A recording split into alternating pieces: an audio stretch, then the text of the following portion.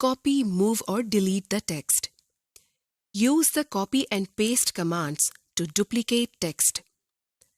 अब हम आपको बताते हैं कि प्रेजेंटेशन में टेक्स्ट को डुप्लीकेट किस तरह किया जाता है। टेक्स्ट को डुप्लीकेट करने के लिए हम कॉपी और पेस्ट के टूल इस्तेमाल करते हैं। मसलन हमने कोई टेक्स्ट लिखा, जैसे वर्चुअल यूनिवर्सिटी। अब हम इसकी एक और डुप्लीकेट तैयार करना चाहते हैं। इसके लिए हम सबसे पहले इस टेक्स्ट को सिलेक्ट करते हैं। अब हम इसको कॉपी करते हैं। इसके लिए आपको होम टैब में ये टूल नजर आ रहा है, जिसे हम कॉपी टूल कहते हैं। अब हम इस पर यानी कॉपी टूल पर क्लिक करते हैं या कीबोर्ड से Ctrl+C प्रेस करते हैं। हमारा टेक्स्ट जो हमने सिलेक्ट किया हुआ है कॉपी हो गया है। अब हम इसे पेस्ट करना चाहते हैं, तो इसके लिए हमें पेस्ट टूल का सहारा लेना पड़ेगा। इसके लिए भी हमें दोबारा होम टैब की तरफ जाना होगा। कॉपी टूल के बिल्कुल साथ ही बाएं तरफ हमें ये टूल नजर आ रहा है। इसे पेस्ट टूल कहते हैं। Use cut and paste option to move text within the presentation. इससे पहले हमने सीखा कि किसी भी टेक्स्ट की डुप्लीकेट किस तरह तैयार की जा सकती है। आइए हम आपको बताते हैं कि किस तरह कट और पेस्ट टूल को इस्तेमाल करके टेक्स्ट को एक जगह से खत्म करके दूसरी जगह ले जाया जा सकता है। हम यहाँ 3 लाइंस में टेक्स्ट लिखते हैं, जैसा कि आपको स्क्रीन पर नजर आ रहा है। This is a car. This is a bike. This is a truck. अब अगर हम चाहते हैं कि पहली लाइन का टेक्स्ट वहां से खत्म होकर तीसरी लाइन में आ जाए, तो उसके लिए हम कट और पेस्ट टूल की मदद लेते हैं। इसके लिए हमें होम टैब में कॉपी टूल के ऊपर ये टूल नजर आ रहा है। इसे हम कट टूल कहते हैं। सबसे पहले हम पहली लाइन के टेक्स्ट को सिलेक्ट करते हैं। इसके बाद हम कट टूल पर क्लिक करते हैं या कीबोर्ड से Ctrl+X को प्रेस करते हैं। जैसे ही हम कट टूल पर क्लिक करते हैं, तो हमारा सिलेक्टेड टेक्स्ट यानी पहली लाइन वहां से खत्म हो जाती है। अब हम चाहते हैं कि यही लाइन सबसे आखिर में आ जाए, तो हम कर्सर को आखिरी लाइन पर ले जाते हैं। अब हम होम टैब पर मौजूद पेस्ट टूल पर क्लिक करते हैं, या हम कीबोर्ड से Ctrl+V को प्रेस करने से भी कटशुदा टेक्स्ट पेस्ट कर सकते हैं। ये देखिए, जैसे ही हम पेस्ट टूल पर क्लिक करते हैं, तो हमारा टेक्स्ट जो कि हमने पहली लाइन से खत्म किया था, वो सबसे आखिर में आ गया है। इस तरह हम कट और पेस्ट टूल को इस्तेमाल करके टेक्स्ट को एक जगह से खत्म करके दूसरी जगह ले जा सकते हैं। Delete the selected text. अब हम देखते हैं कि पावर पॉइंट में सिलेक्टेड टेक्स्ट को किस तरह डिलीट किया जा सकता है। सबसे पहले हम यहाँ कोई टेक्स्ट लिखते हैं। मसलन हम यहाँ सॉफ्टवेयर टाइप करते हैं। अब टेक्स्ट को सिलेक्ट करने के लिए हम माउस की मदद से इस पर डबल क्लिक करते हैं। ये देखिए, हमारा टेक्स्ट सिलेक्ट हो गया है। अब हम आपको बताते हैं कि इसको डिलीट कैसे किया जा सकता है। कीबोर्ड पर मौजूद डिलीट बटन की मदद से हम सिलेक्टेड टेक्स्ट को डिलीट कर सकते हैं। ये देखिए, हमारा सिलेक्टेड टेक्स्ट डिलीट हो गया। Copy, move, duplicate the images. Presentation में इमेज को इंसर्ट करना तो हम आपको पहले ही बता चुके हैं। इसी तरीके से आप एक इमेज इंसर्ट कर लें।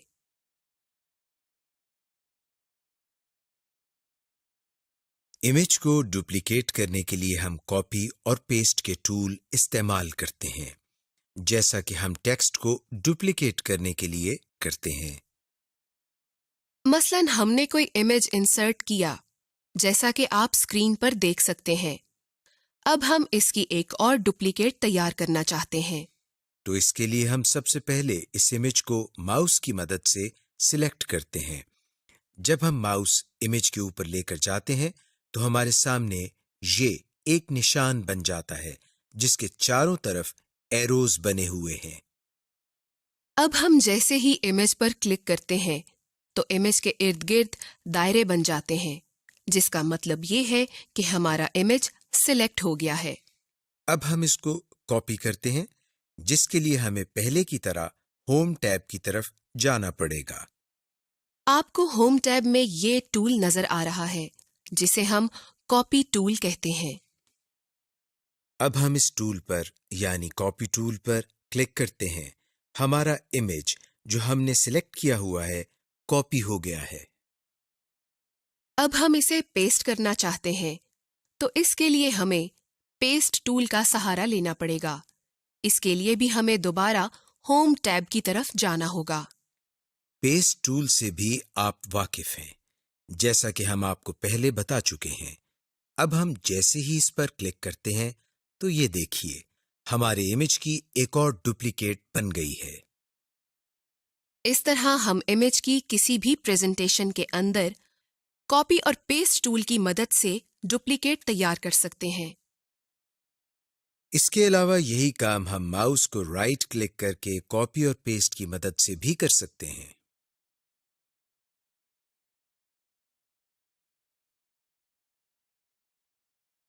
Text formatting. अब हम टेक्स्ट फॉर्मेटिंग के लिए होम टैब पर मौजूद फॉन्ट टूल बॉक्स के बारे में सीखेंगे। फॉन्ट। सबसे पहली ऑप्शन जो आपको इस टूल बॉक्स में नजर आ रही है, उसे फॉन्ट कहते हैं। ये एक ड्रॉप डाउन बॉक्स है।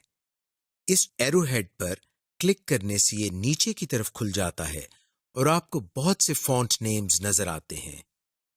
ये वो तमाम फॉन्ट्स हैं जो आपके कंप्यूटर सिस्टम पर मौजूद हैं। आप अपनी मर्जी से अपनी पसंद का फॉन्ट चुन सकते हैं, ताकि अपनी प्रेजेंटेशन को एक अच्छी और खूबसूरत लुक दे सकें। दूसरी ऑप्शन जो आपको नजर आ रही है वो फॉन्ट साइज है। यहाँ भी आपकी पहली ऑप्शन की तरह एक ट्रायंगल या एरोहेड नजर आ रही है। इसको क्लिक करने पर आपको मुख्तलिफ फॉन्ट साइजेस डिजिट्स की सूरत में मिल जाते हैं, जिनको आप अपनी जरूरत के मुताबिक मुंतखब कर सकते हैं। इंक्रीज और decrease font size. Increase size ये ऑप्शन भी फॉन्ट साइज की तरह काम करती है।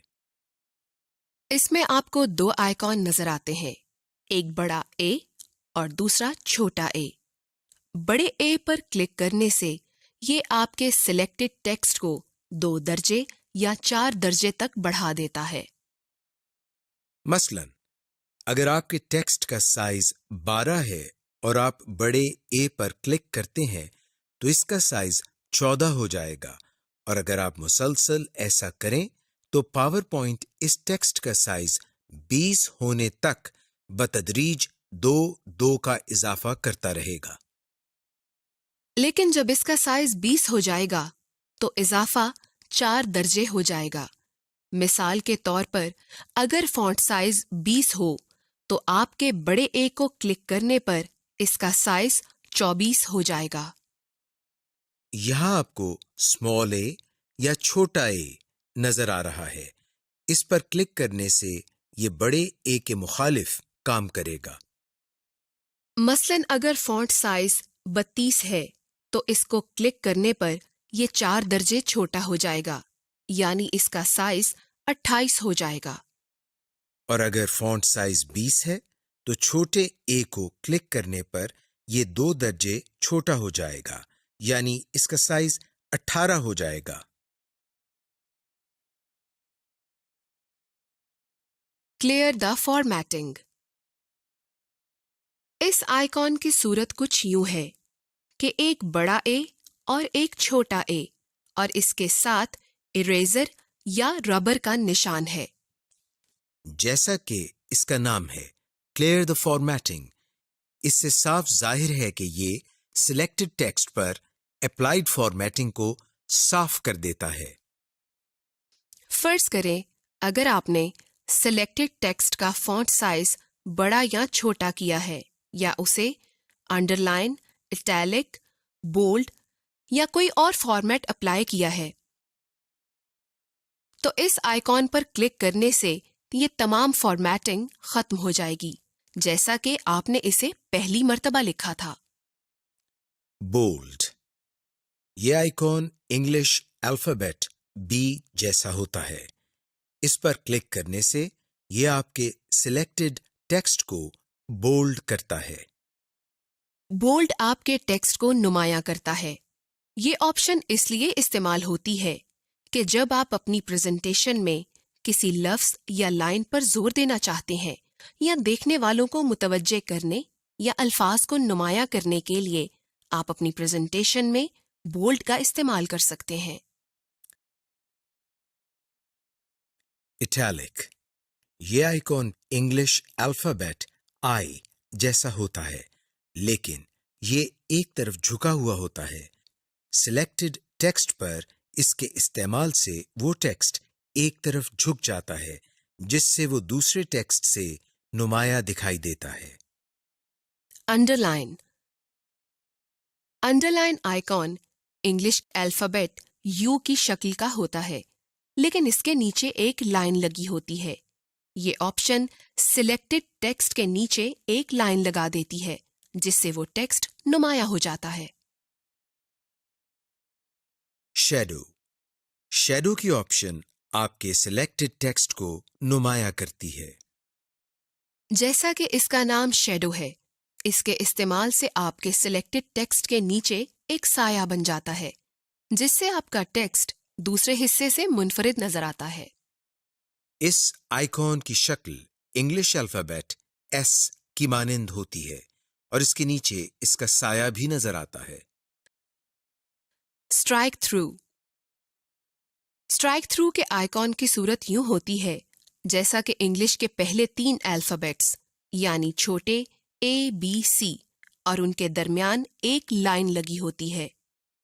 वैसे तो कंप्यूटर की दुनिया में स्ट्राइक थ्रू बहुत सी चीजों के लिए इस्तेमाल होता है, लेकिन हम पावर पॉइंट में टेक्स्ट फॉर्मेटिंग सीख रहे हैं, इसलिए हम टेक्स्ट के हवाले से बात करेंगे। बोल्ड, इटैलिक, अंडरलाइन की तरह स्ट्राइक थ्रू भी टेक्स्ट को नुमाया करने के लिए इस्तेमाल होता है।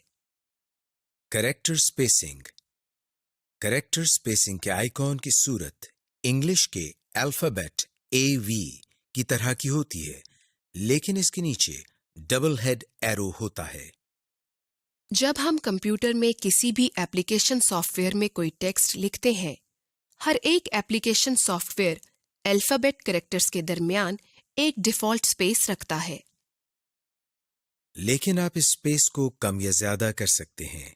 इस आइकॉन के साथ भी एक ट्रायंगल होती है, जिस पर क्लिक करने से एक ड्रॉप डाउन मेन्यू खुल जाता है, जिसमें आपके पास ये ऑप्शंस होती हैं। जैसा कि very tight, tight, normal, loose, very loose, more spacing.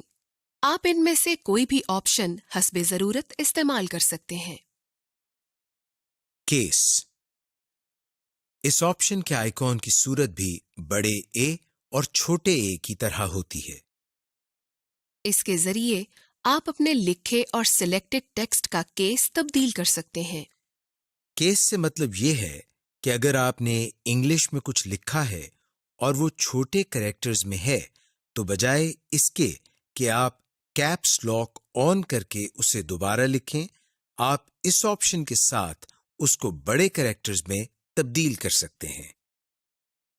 इस आइकॉन के साथ भी एक ट्रायंगल होती है, जिस पर क्लिक करने से आपको मुख्तलिफ ऑप्शन मुहैया की गई हैं, जिनको आप अपनी जरूरत के मुताबिक इस्तेमाल कर सकते हैं। फॉन्ट कलर, फॉन्ट कलर के आइकॉन की सूरत इंग्लिश के पहले अल्फाबेट ए की तरह होती है और इसके नीचे एक कलर बार होती है। इसके साथ भी ट्रायंगल होती है, जिस पर क्लिक करने से एक कलर पैलेट जाहिर होती है। इसमें मुख्तलिफ रंग होते हैं, जिनको आप अपनी मर्जी से अपनी जरूरत के मुताबिक इस्तेमाल कर सकते हैं। इसके अलावा फॉन्ट टूल बॉक्स में आपको नीचे की तरफ एक तिरछा एरो नजर आ रहा है, जिसको क्लिक करने पर आपको एक डायलॉग बॉक्स नजर आता है। इसमें तकरीबन वो तमाम ऑप्शंस होती हैं जो हमने अभी सीखी हैं। सिर्फ 2-3 ऑप्शंस का इजाफा है, जिन्हें हम अभी सीखेंगे। Underline type. इस ऑप्शन में आपको अंडरलाइन के मुख्तलिफ डिजाइन्स नजर आ रहे हैं, जिनको आप अपनी जरूरत के मुताबिक इस्तेमाल कर सकते हैं। Underline colour. इस ऑप्शन में आप अंडरलाइन के मुख्तलिफ रंगों का इंतखाब कर सकते हैं। Superscript and subscript. अगर आपने रियाजी के सवालात या इक्वेशन लिखनी हो और उसमें किसी की पावर या बेस वैल्यू लिखनी हो, तो आप सुपरस्क्रिप्ट और सबस्क्रिप्ट इस्तेमाल कर सकते हैं। Use spell check for presentation text. अब हम आपको बताते हैं कि स्लाइड में स्पेल चेक प्रोग्राम को किस तरह इस्तेमाल किया जाता है और जहां जरूरत हो वहां चेंजेस किस तरह की जाती हैं। मसलन हम स्लाइड में कोई लाइन लिखते हैं, जैसे वर्चुअल यूनिवर्सिटी ऑफ पाकिस्तान। इस लाइन में यूनिवर्सिटी के स्पेलिंग्स गलत हैं और इसके नीचे एक सुर्ख लाइन भी आ गई है। हम आपको बताते हैं कि किस तरह स्पेल चेक प्रोग्राम को यूज करके ये स्पेलिंग सही कर सकते हैं। इसके लिए हम रिव्यू टैब में से स्पेलिंग की कमांड पर क्लिक करते हैं या कीबोर्ड पर मौजूद F7 की प्रेस करते हैं। ये देखिए, स्पेलिंग की कमांड पर क्लिक करने से हमारे सामने एक बॉक्स ओपन हो गया है, जिसमें सबसे ऊपर नॉट इन डिक्शनरी के नाम से एक ऑप्शन नजर आ रही है और इसके आगे एक बॉक्स है जिसमें हमें वो स्पेलिंग नजर आ रहे हैं जो कि गलत हैं। और इससे नीचे हमें चेंज टू के नाम से एक ऑप्शन नजर आ रही है, जिसके आगे बॉक्स में सही स्पेलिंग्स दिए गए हैं। और इसके नीचे हमें सजेशंस के नाम से एक ऑप्शन नजर आ रही है, जिसमें हमें सही स्पेलिंग्स के बारे में सजेशन दी जा रही है। अब हम अगर ये स्पेलिंग ठीक करना चाहें तो इसके लिए हमें चेंज के नाम से एक बटन नजर आ रहा है। हम इस पर क्लिक करते हैं। चेंज के बटन पर क्लिक करते ही यूनिवर्सिटी के स्पेलिंग ठीक हो जाते हैं और इसके नीचे से सुर्ख लाइन भी खत्म हो जाती है। इस तरह हम स्पेल चेक प्रोग्राम को यूज करके अपनी जरूरत के मुताबिक स्पेलिंग्स ठीक कर सकते हैं। Graphics and charts. इस लेसन में हम आपको बताएंगे कि स्लाइड में मुख्तलिफ ऑब्जेक्ट्स मसलन लाइन्स, रेक्टेंगल, सर्कल वगैरह को किस तरह ड्रॉ किया जाता है। आप जान जाएंगे कि मुख्तलिफ ऑब्जेक्ट्स में कलर किस तरह फिल किए जाते हैं और इनका साइज किस तरह चेंज किया जाता है। इन ऑब्जेक्ट्स को मूव किस तरह किया जाता है और स्लाइड में चार्ट किस तरह क्रिएट किया जाता है। Draw the objects. आइए हम आपको बताते हैं कि स्लाइड में डिफरेंट लाइंस को किस तरह ऐड किया जाता है। इसके लिए होम टैब में मौजूद ड्राइंग ग्रुप में हमें ये ऑप्शन नजर आ रही है, जिसकी मदद से हम स्लाइड में लाइंस लगा सकते हैं। अब हम इन स्टाइल्स में से ये लाइन स्टाइल मुंतखब करते हैं तो कर्सर की शक्ल चेंज होकर प्लस साइन की शक्ल इख्तियार कर लेती है। अब माउस की मदद से ड्रैगिंग करते हुए हम लाइन लगा सकते हैं।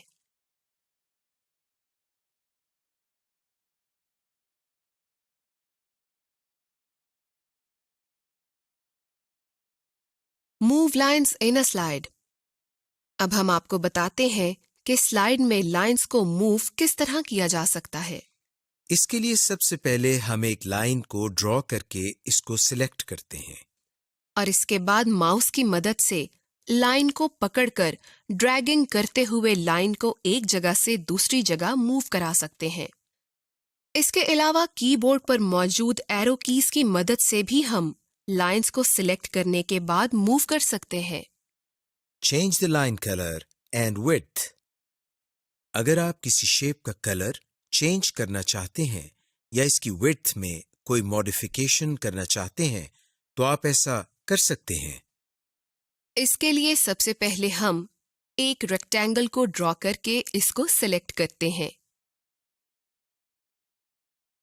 होम टैब में ड्राइंग टूल बार में हमें शेप कलर के नाम से ये एक ऑप्शन नजर आ रही है जिसके आगे एक छोटा सा एरो बना हुआ है। जैसे ही हम इस एरो पर क्लिक करते हैं तो हमारे सामने मुख्तलिफ कलर्स आ जाते हैं जिसमें से हम कोई भी कलर सिलेक्ट करके रेक्टेंगल के कलर को चेंज कर सकते हैं।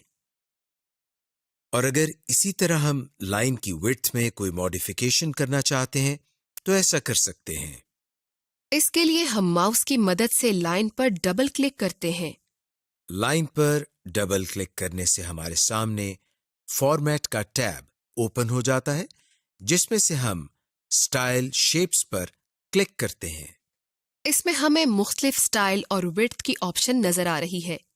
किसी ऑप्शन को सिलेक्ट करने से लाइन की विड्थ और स्टाइल बदल जाते हैं। Add various forms of shape, boxes, circles to a slide. इसके लिए होम टैब में ड्राइंग में हमें शेप की ऑप्शन नजर आ रही है। मसलन अगर हम शेप पर क्लिक करते हैं तो हमारे पास शेप की एक मेन्यू खुल जाती है। यहाँ हम अपनी मर्जी की कोई भी शेप सिलेक्ट करके स्लाइड में ऐड कर सकते हैं।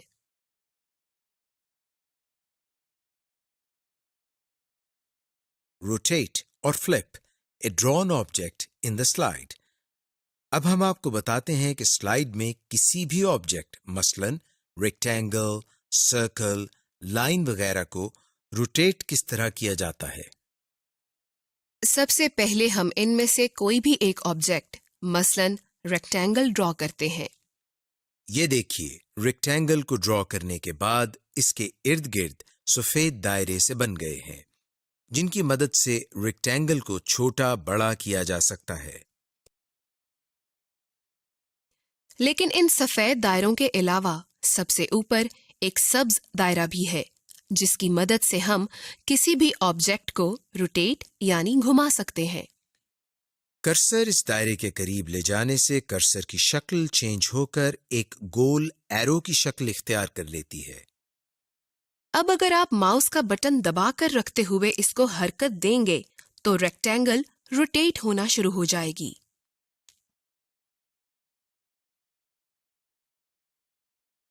Change the attributes of the shape. Change the color and line type of the shape. अब हम आपको बताते हैं कि इन शेप्स यानी रेक्टेंगल, सर्कल वगैरह के एट्रीब्यूट्स को किस तरह चेंज किया जा सकता है।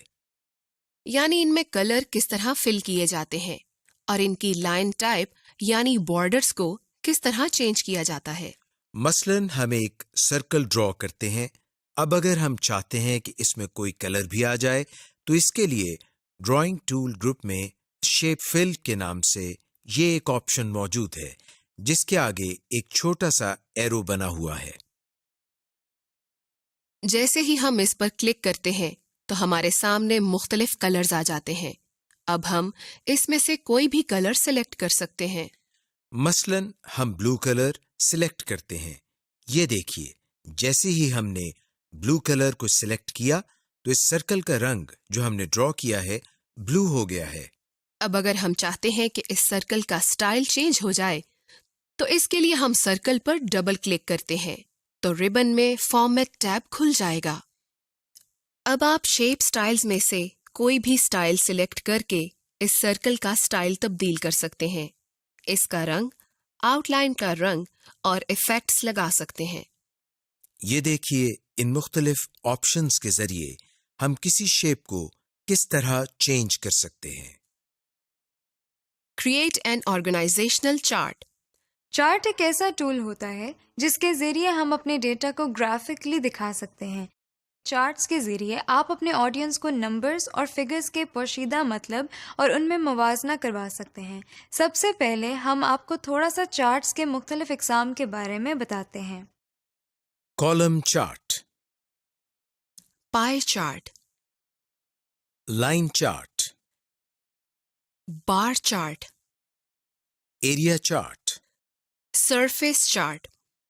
ये तमाम किस्म के चार्ट आपको पावर पॉइंट में मुयस्सर हैं और उन्हें आप अपनी ज़रूरत के मुताबिक इस्तेमाल कर सकते हैं। अब चार्ट के मुख्तलिफ हिस्सों के बारे में आपको बताते हैं। टाइटल ऑफ द चार्ट यानी चार्ट का टाइटल। वर्टिकल एक्सिस, इसको आमतौर पर वाई एक्सिस का नाम भी दिया जाता है। डेटा सीरीज, ये हिस्सा आपके चार्ट में मौजूद डेटा पॉइंट को जाहिर करता है। लेजेंड, इसमें आप अपने चार्ट में दिए गए डेटा के बारे में कुछ अहम मालूमात लिखते हैं और ये आमतौर पर एक्स एक्सिस के बारे में होता है कि कौन सा डेटा किस कैटेगरी में आता है और चार्ट में क्या स्केल इस्तेमाल किया गया है वगैरह। अब हम आपको बताते हैं कि स्लाइड में चार्ट किस तरह क्रिएट करते हैं। इसके लिए हम इंसर्ट के टैब पर क्लिक करते हैं। इंसर्ट के टैब में हमें इलस्ट्रेशन का ग्रुप नजर आ रहा है। इसमें हमें चार्ट की ऑप्शन नजर आ रही है। जैसे ही हम इस चार्ट ऑप्शन पर क्लिक करते हैं तो हमारे सामने एक और डायलॉग बॉक्स ओपन हो जाता है। ये इंसर्ट चार्ट का डायलॉग बॉक्स है।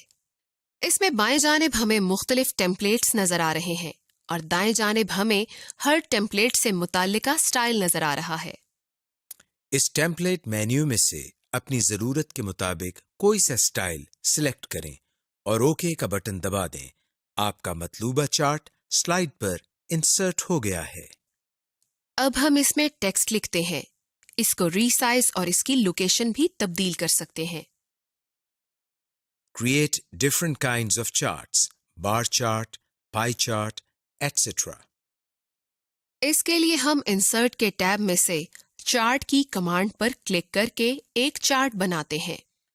और अगर हम इस चार्ट की टाइप को चेंज करना चाहते हैं तो इसके लिए हम इस पर राइट क्लिक करते हैं। राइट क्लिक करने से आपके सामने एक डायलॉग बॉक्स ओपन हो गया है। इस डायलॉग बॉक्स में से हम चार्ट टाइप को चेंज कर सकते हैं।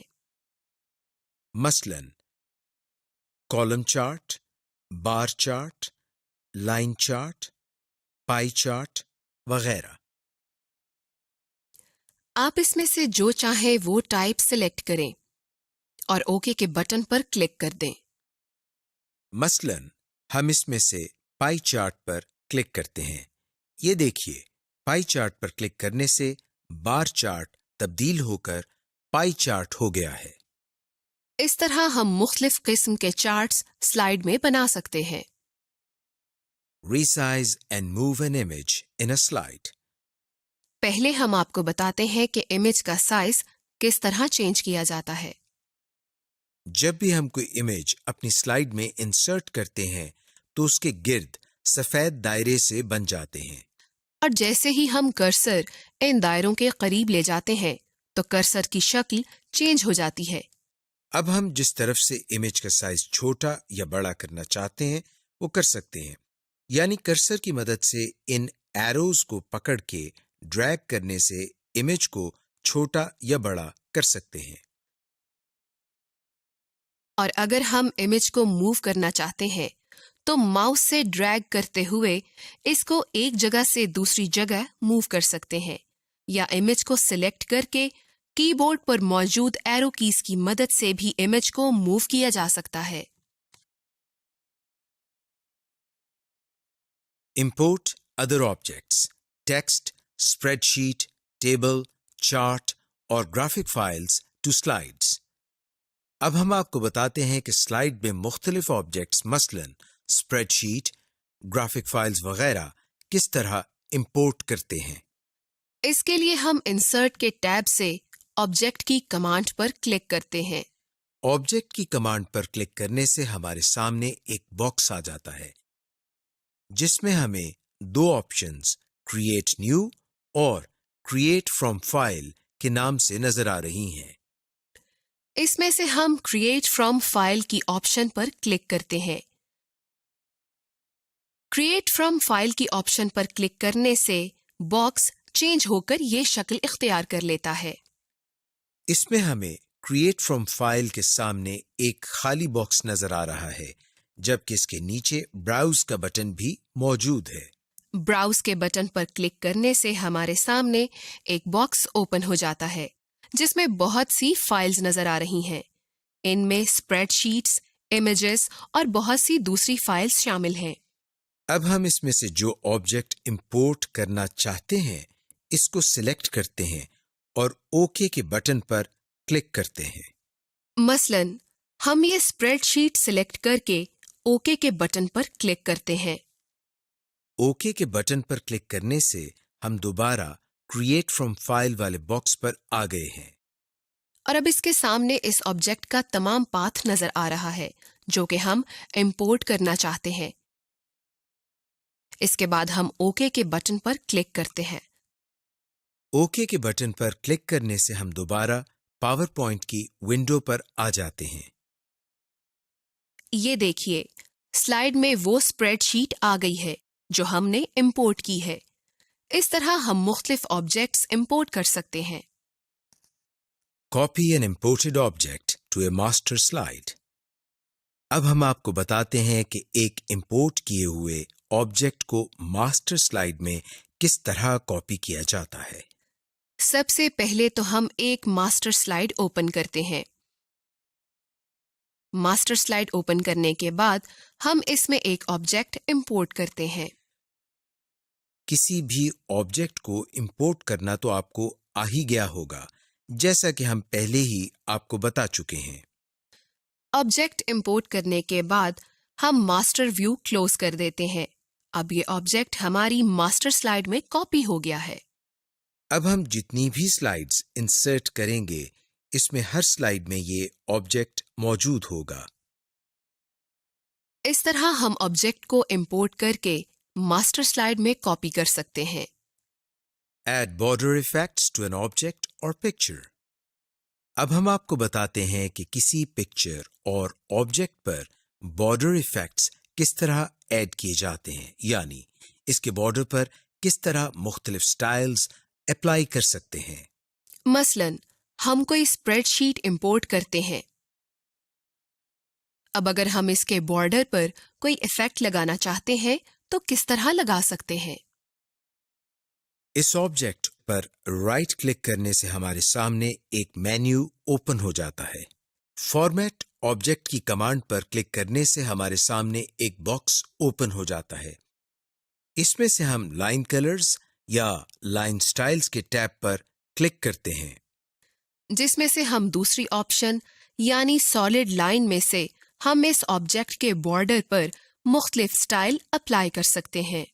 मसलन लाइन में कलर दे सकते हैं, इसका स्टाइल चेंज कर सकते हैं और इसका वेट या ट्रांसपेरेंसी कम या ज्यादा कर सकते हैं।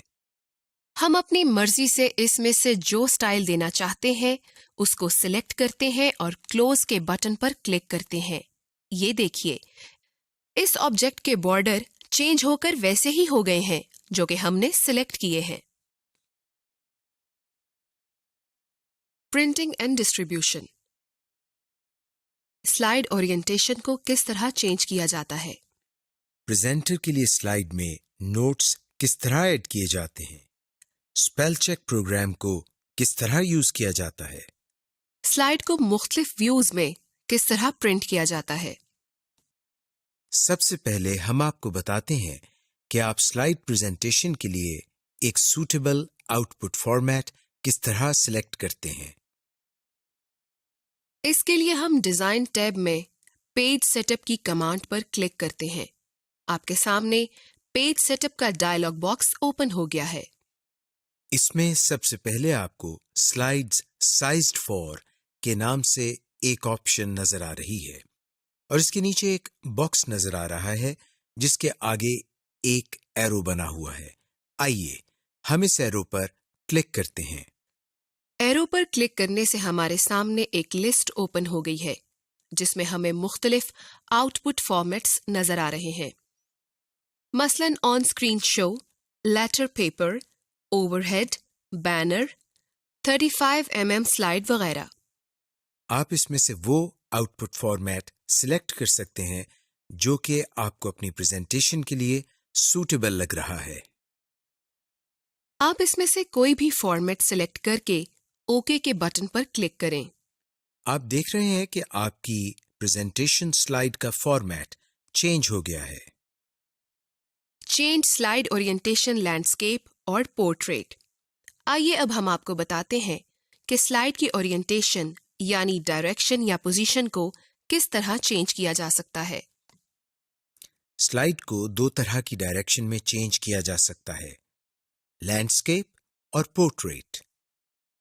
बाय डिफॉल्ट स्लाइड की डायरेक्शन लैंडस्केप होती है, यानी जब हम पावर पॉइंट को ओपन करते हैं तो स्लाइड लैंडस्केप होती है। हम आपको बताते हैं कि स्लाइड को पोर्ट्रेट किस तरह किया जाता है। इसके लिए हम सबसे पहले डिजाइन टैब में पेज सेटअप पर क्लिक करते हैं। जैसे ही हम पेज सेटअप की कमांड पर क्लिक करते हैं, हमारे सामने एक डायलॉग बॉक्स ओपन हो जाता है, जिसमें दाएं तरफ आपको ओरिएंटेशन स्लाइड्स के नाम से एक ऑप्शन नजर आ रही है, जो कि इस वक्त लैंडस्केप है। हम इसमें से पोर्ट्रेट की कमांड को सिलेक्ट करते हैं और ओके के बटन पर क्लिक करते हैं। ये देखिए, जैसे ही हम ओके के बटन पर क्लिक करते हैं, स्लाइड ओरिएंटेशन लैंडस्केप से चेंज होकर पोर्ट्रेट हो गई है। इस तरह हम स्लाइड की ओरिएंटेशन को चेंज कर सकते हैं।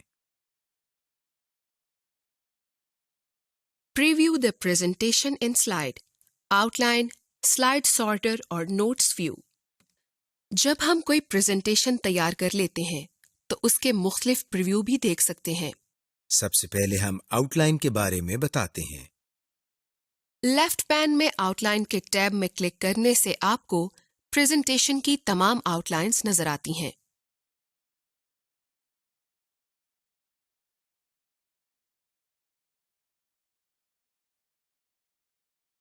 स्लाइड सॉर्टर व्यू देखने के लिए हम व्यू के टैब में से स्लाइड सॉर्टर की कमांड पर क्लिक करते हैं।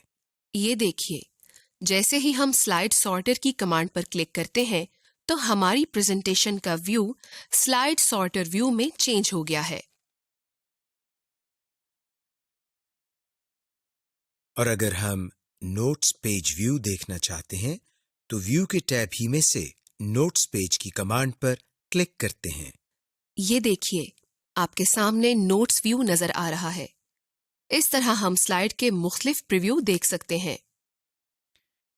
Print slides in various views and outputs. हम स्लाइड्स को मुख्तलिफ व्यूज में प्रिंट कर सकते हैं। इसके लिए हम कोई प्रेजेंटेशन ओपन करते हैं जिसमें डिफरेंट स्लाइड्स हों।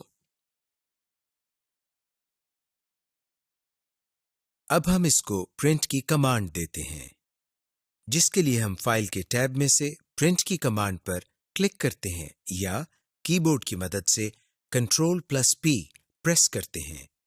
ये देखिए, जैसे ही हमने प्रिंट की कमांड पर क्लिक किया है, हमारे सामने एक मेन्यू आ गया है। इस मेन्यू में हमें प्रिंट, प्रिंटर और सेटिंग्स के नाम से ऑप्शंस नजर आ रही हैं।